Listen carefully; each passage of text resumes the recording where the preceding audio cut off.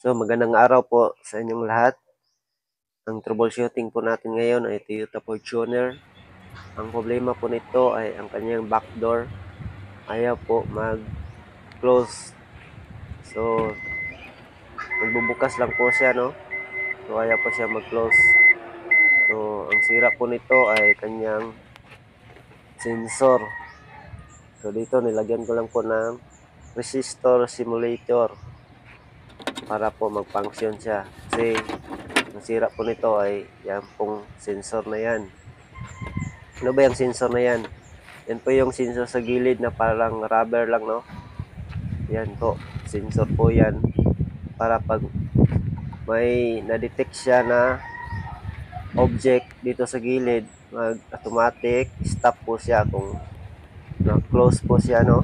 Automatic stop sensor. So, yan po ang sira. Yung ginawa ko dyan, lagyan ko lang ng resistor.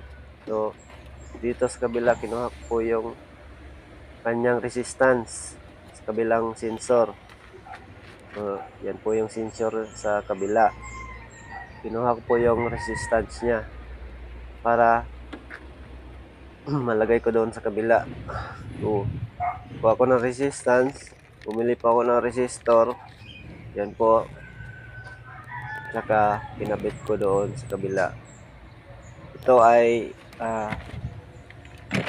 ano lang po ito for testing purposes. So, kailangan palitan po talaga ng bagong sensor yan kasi para sa safety features niya.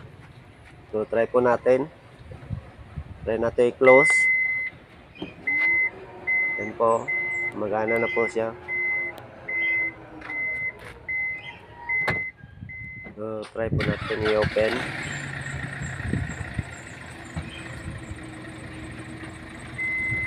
Open.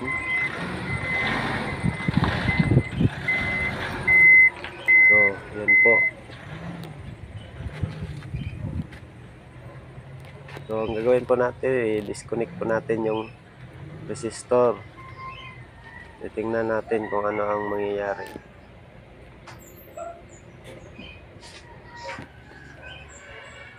I-disconnect ko muna tong resistor para makita nyo kung ano po yung mangyayari dito. Dali lang po ha.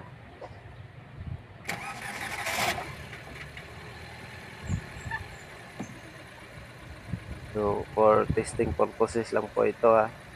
Kailangan po talaga palitan to ng sensor kasi ito ang kanyang safety feature. So, ito po yung mangyayari kapag tinanggal ko yung resistor. So, ayaw po mag-close. Nakabip lang po siya. So, ayaw po talaga. Oh. Yan po yung problema niya, no? So, balik natin po yung resistor.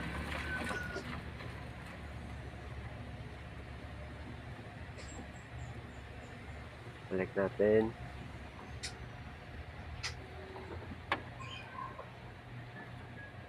So, ito ay testing purposes lang ang resistor na to ha.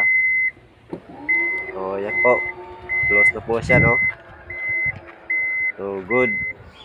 So, maraming salamat po sa inyong pagsubaybay. Sana may natutunan po kayo dito sa video na to. Thanks for watching and please like and share. God bless po.